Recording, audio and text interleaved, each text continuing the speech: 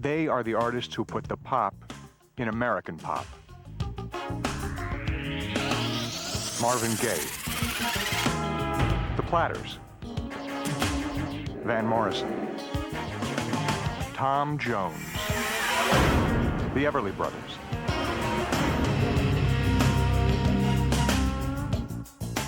Ray Charles, Dionne Warwick, Jose Feliciano, Willie Nelson, James Brown.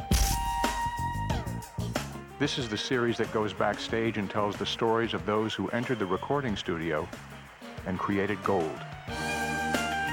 This is Music Legends, and you've got a seat at front and center.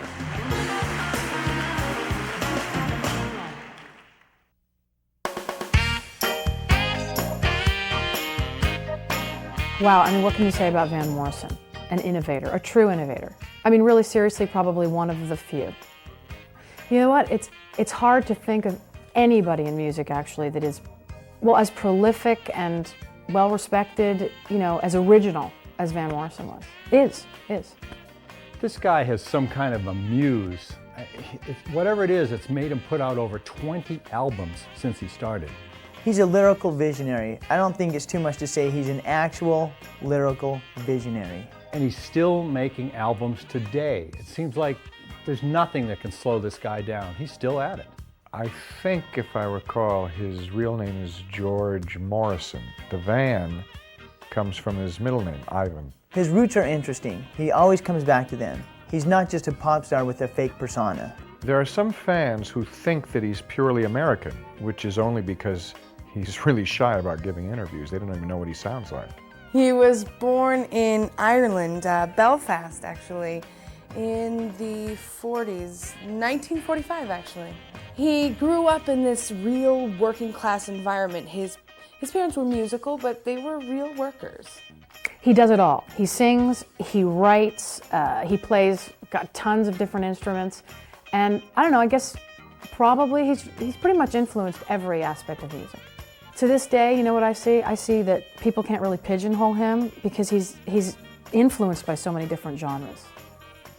Folk, soul, rhythm and blues, no matter what he does, it always comes down to a sound that's completely his own.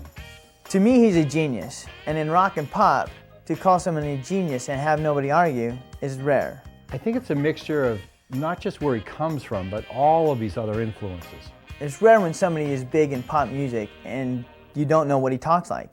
He's reclusive. He hates the press. He doesn't give interviews. He is like Dylan. With him, it's only about the music, that's it. He's not rude to his fans. He's not on a pedestal of some kind. It's just that he's very true to his music and himself. He once said something about if his fans want revelation from him, they're missing the point. Both his parents were musicians, and they grew up with jazz and blues, and you can tell easily that he grew up with jazz and blues. As a young boy, he played sax, guitar, harmonica in these little Irish show bands. Ireland, England, and especially Germany, this is where great music took place back then. I heard Van Morrison left school when he was like 15 or something. He had a band called the Monarchs that toured Germany and I don't know, probably some other smaller European towns. When he was with the Monarchs, he mostly simply played jazz saxophone, but actually he can play anything. The Monarchs did smaller clubs, you know, kind of like the Beatles did. Because, you know, at that point, really, you just want a chance to get better at what you're doing. Well, it wasn't soon after that he just simply outgrew being with the Monarchs. He wanted to go home and start his own band. Later, he went back to Belfast. He put together a band called Them. They made it. They made some records. Them was the name of the band. It was almost like an Abbott and Costello routine. The name of the band was Them. Who is Them? Them was the band that recorded Gloria, and that song still today is an absolute rock and roll classic. But Morrison folded that band in 1966. The record company wanted a little more control than he wanted them to have. He hated the corporate side of the music industry. In 1966, he called it quits with them. It didn't take him long to figure out that he was a solo act. It was right around this time he recorded a song by a guy named Burt Burns. The song was called Here Comes the Night. Here Comes the Night got a lot of airplay in the United States, but the man who wrote it lived in New York City. Burt Burns was a songwriter in New York. He wrote the song Here Comes the Night.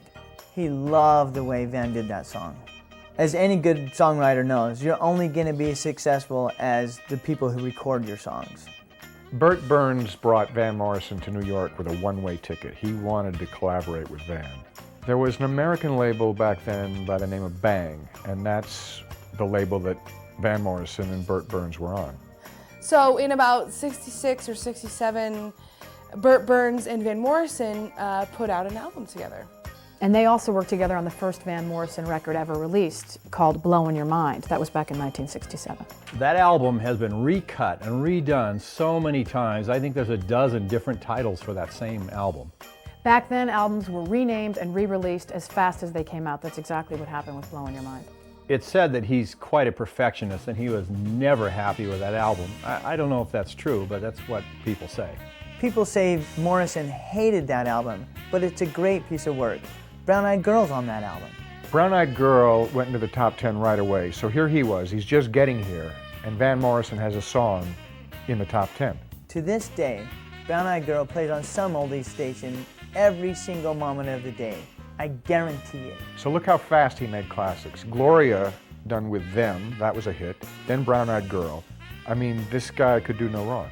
It wasn't just fan types that bought records. People in the music industry knew that he had skills. Even though Van Morrison didn't actually love that album, it did show how well that he and Burt Burns worked together. I'm sure that Burt Burns actually had a lot of plans for future albums that he wanted to make with Van Morrison. But suddenly, right after Blowing Your Mind came out, Burt Burns suddenly died, and we weren't sure what was going to happen to Van Morrison. Burt Burns was a young man, so it was quite a shock when this songwriter, who was just making it, had a fatal heart attack. One of the worst parts of all this is that Van Morrison now had to deal with the business and the Bang label himself. Bang put out an album back then called The Best of Van Morrison, and Van Morrison did not approve of that album at all. So with Burt Burns gone, he quit Bang and then signed up with Warner Brothers. It seemed pretty clear already that Morrison was not in love with the people over at Bang Records.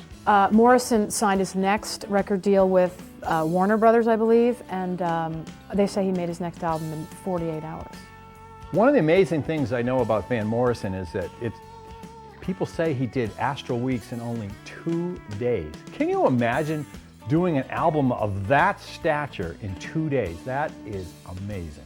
You probably won't find a list of best albums of all time that doesn't have Astral Weeks on that list. Astral Weeks really showed that this guy is an artist. He happened to just work in pop at that time, but he's a real artist. To this day, you hear about that album along with Sgt. Pepper. That right up there with Dylan's best stuff. Critics absolutely loved Astral Weeks, but at the time it was considered a financial commercial flop.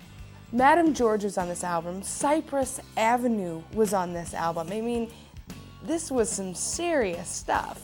It really didn't matter that Astral Weeks wasn't a big seller back then because the people who knew music, they knew. It's the first time that you heard that sort of music, and that's sort of an overused word for Van Morrison, but mysticism. What you hear on that album is a kind of mysticism, you know, that Celtic mysticism. That's Van Morrison.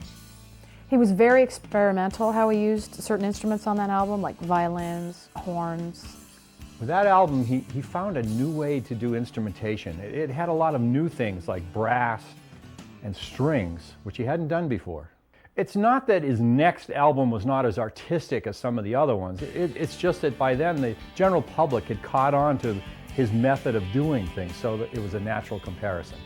By 1970, he made Moondance. That album and that song told everybody that he was here to stay. Moondance comes out. Now he had yet another hit that caught on in the top 40. That was a huge hit. He had a lot of brass on the Moondance album, and his voice was incredible. I mean, he is like one of the best jazz singers in the world on that album. Into the Mystic is on that album. Caravan is on that album. It's just one song after another. It's a great album. His voice is what ties it all together, especially on Moondance. I mean, it's that voice that pulls you in. By then, he was getting to be incredibly prolific. I mean, just working nonstop at that time. That same year, he put out Van Morrison, That Band, and Street Choir. It was a much lighter album, actually. He was defining a sound by then, and critics, even though they really liked him, called him mellow. Domino was on that album, a huge song. I mean, that's a song pretty much everybody on the planet knows. But then it seemed his sound was getting more and more mellow with each passing album. He was putting out so many albums in those days, and even though his sound was getting more mellow, it kept getting better. Mellow. It's a silly word, but I think it applies to Van Morrison, but he's so much more than that. The 70s were just starting back then, and the term mellow was actually kind of a hip term back then. In 1971, he put out Tupelo Honey.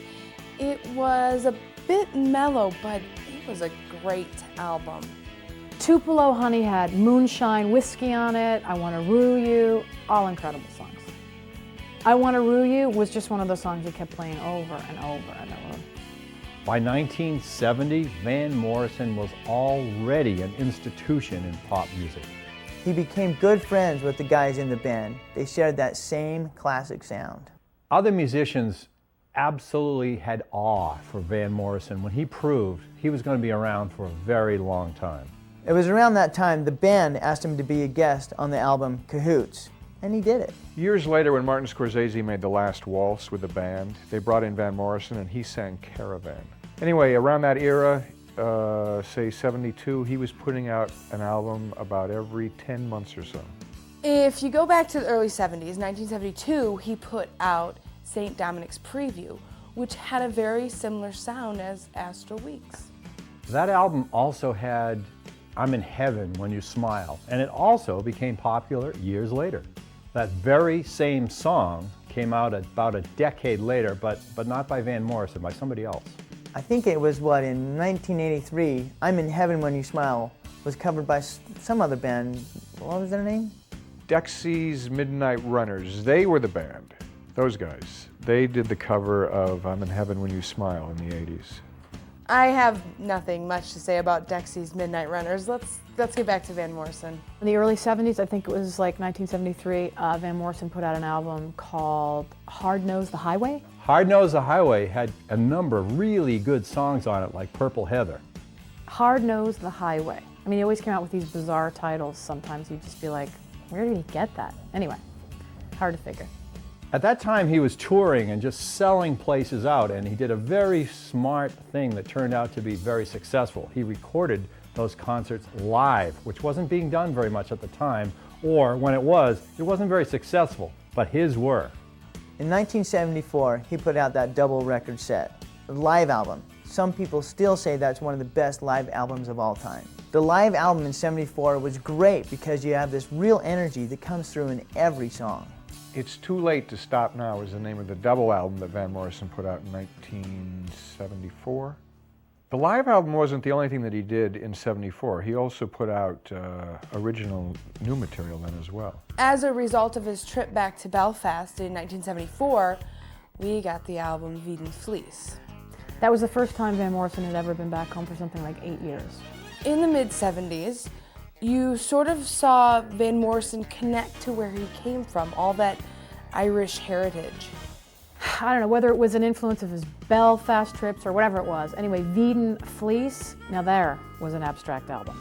Well, that album, Veed Fleece, which he made back in Belfast, had a lot of strange lyrics on it that a lot of people couldn't figure out. I suppose because they were mostly from his origin in Ireland. Now you got to step back and look at all the albums he did in a few short years. It was a lot. Looking back on it now, you have to see Veed Fleece as one of those albums that marked a major transition in his work and in his life. He came here in the 60s, made album after album, had hit after hit, and it was in 1974 when Veed Fleece came out. After that real productive period in the early to mid 70s, he took a hiatus, which he probably needed after all that work. You know, a lot of people say that it wasn't really a hiatus. He spent much of that time writing brand new material. For a lot of reasons, there were a lot of rumors about why he just suddenly took a lot of time off. You know, after that album, I think people just didn't know whether he had just burnt out or if he just lost his kind of knack for recording. Morrison wasn't one of those rockers that just sort of took time off to get wasted. I mean, he was all about work and getting things done. I think his fans would get scared when he would take time off because he's one of those guys that, you know, he just might not come back. Just quit without saying why. You have to know at that time, the public considered him very moody and reclusive, even though he was a genius, even though they knew he was a genius. Usually someone in pop music drops out for a while. That's to be expected. It's pop music. You come and you go. When the artist is a true artist, then the business, the money should come second. And if that's the case, then you just don't know what they're going to do. Van Morrison never gave clues as what his next move would be. When he took time off, he did it on his own terms. But he was really both so loved and so eccentric.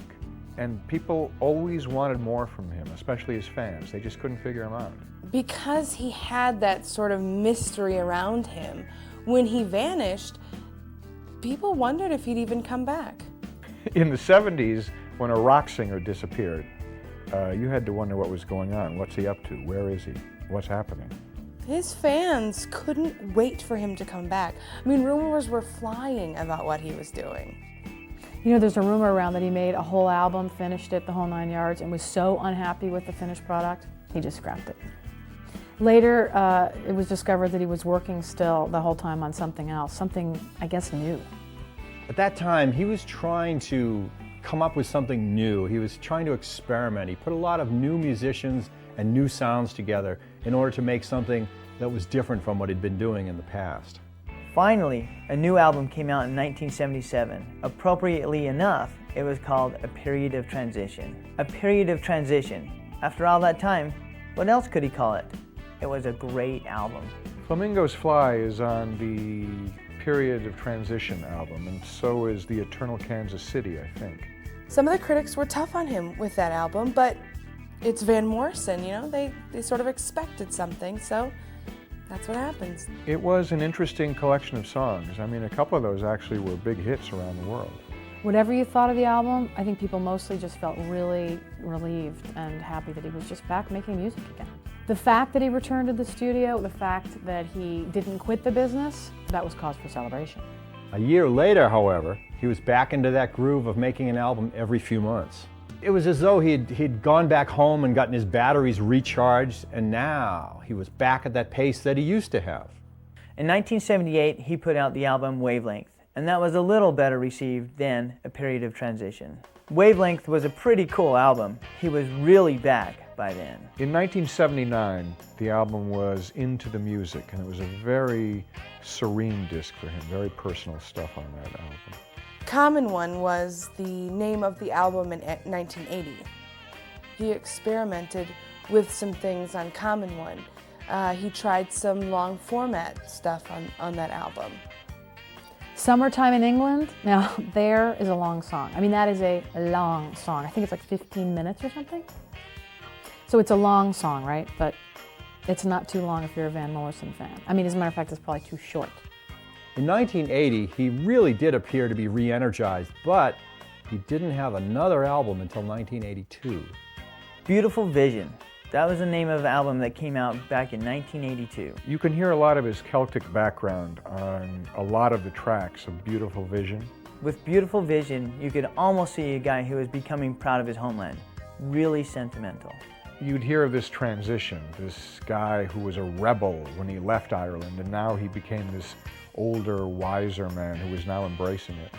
Cleaning Windows was a great song off his album A Beautiful Vision, which is, some people say, is sort of an autobiographical song. She Gives Me Religion is on Beautiful Vision, and so is Dweller on the Threshold. Just one amazing song after the next. Now he was back in the pattern of new work every few months. I mean, I think he had a new album out less than a year later. In 1983, Inarticulate Speech of the Heart was released, and Cry for Home was one of the singles on that album.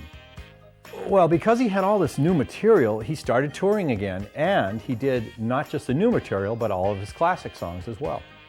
A year later, he did another live album. In 1984, that album was called Live at the Royal Opera House. Live at the Royal Opera House was recorded in Belfast, and he is a national hero over there. I mean, he still is.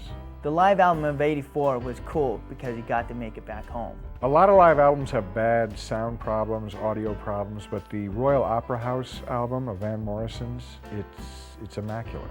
The Belfast album, live at the Royal Opera House, was really well executed. I mean, it was a live performance, and it was perfect. And it wasn't like it was all doctored up in the recording studio later. I mean, it was just that good live. As well done as that was, I think a lot of his fans were just, they weren't as happy. They wanted new material, not just a rehashing of his old stuff at that point. Anyone else with all these hits under their belt could just coast and tour, but not Van Morrison.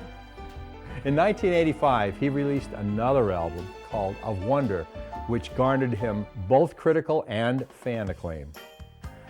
The album was really good, and you still hear the title track today on some classic rock stations.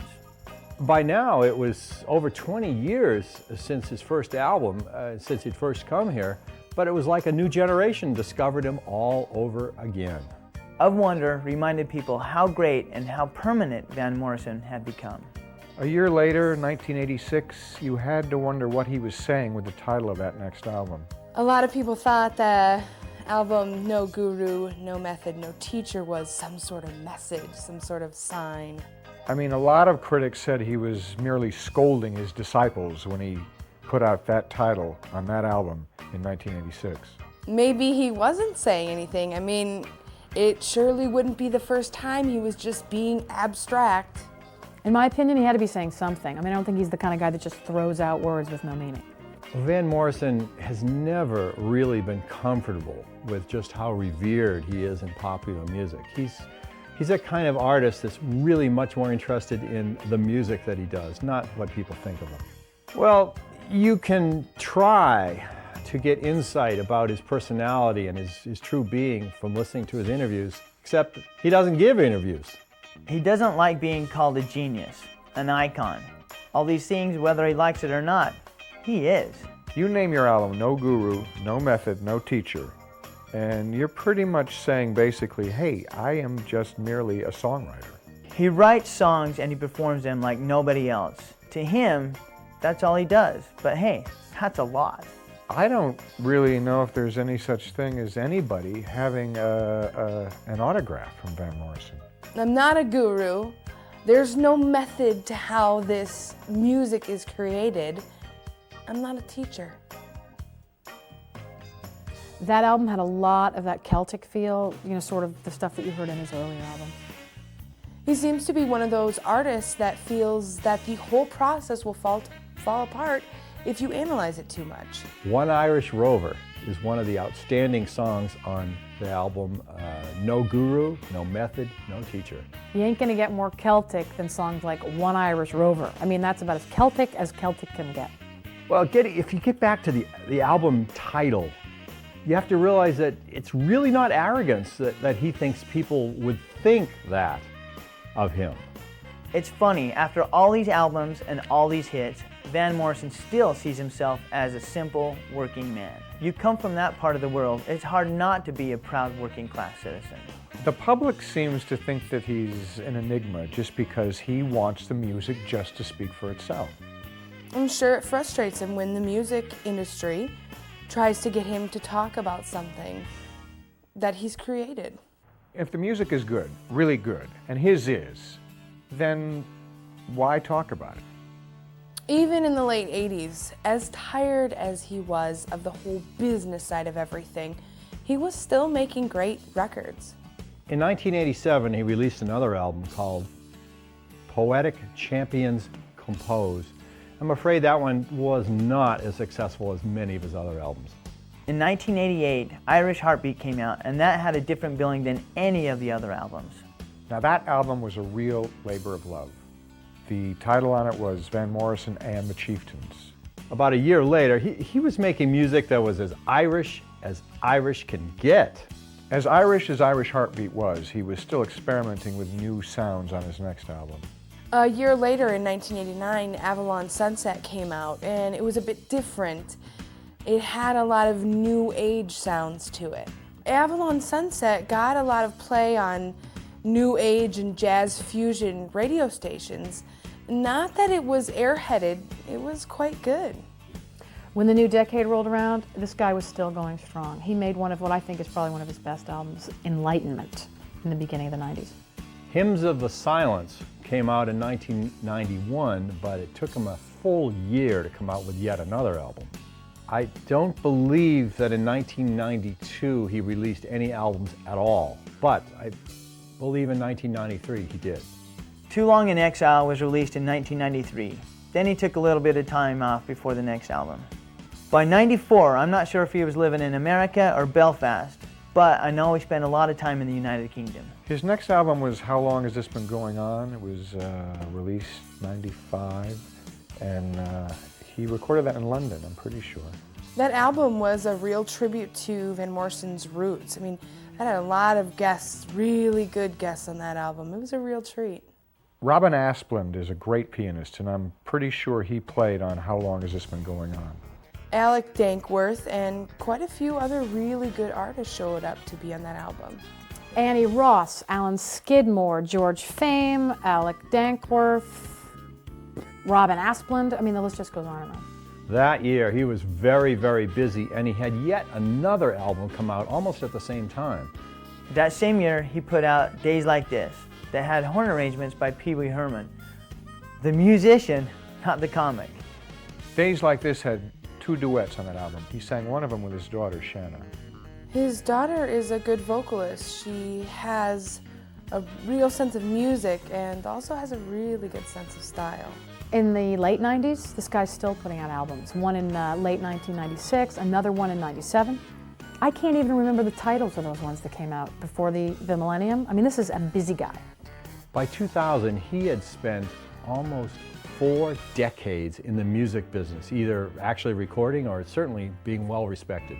It's been 40 years, and that man is still going strong. And of course, he doesn't need to prove anything to anybody anymore. He came back to his roots in 2000 when he made the album The Skiffle Sessions, live in Belfast. The Skiffle Sessions reunited him with all those great musicians he knew as a kid. Critics seem to get on his case about all the Irish stuff he does. They should get over it. That's where he's from. The Skiffle Sessions is one of those collections that has just truly great sounds. I mean, you know you're listening to music of substance when you hear it. Lonnie Donegan was on that album, Chris Barber. I mean, it was an album that got a lot of critical acclaim. The Skiffle Sessions was the best of emotion and craft. I mean, it's pretty much defines world music. Now he's been touring again, and I gotta tell you, it's really something to see Van Morrison live in concert. There's nobody that's been like him before, and there probably won't be again as well. I think back on songs of his I heard when I was a kid. I mean, it was kind of old even then, and it still sounded relevant, and still does today. In thinking of all the songs that he's done, I would have to pick Domino as my favorite. It doesn't get any better than Domino. Brown Eyed Girl is one of those songs, you're stuck on an oldie station, that song comes on, you don't touch the dial. Spanish Rose is great, and so is I Love You. I mean, real simple, nice guitar work, just perfect. I could name stuff from way back that's just as good today. He Ain't Give You None, I like that. The Back Room, that's a song you have to check out by Van Morrison. It's totally cool. You gotta hear it. His version of Midnight Special rocks. So does Row Row Rosie. Just some great songs. Don't take my word for it. Go out and buy Van Morrison. You'll love it. It's great. It's Van Morrison.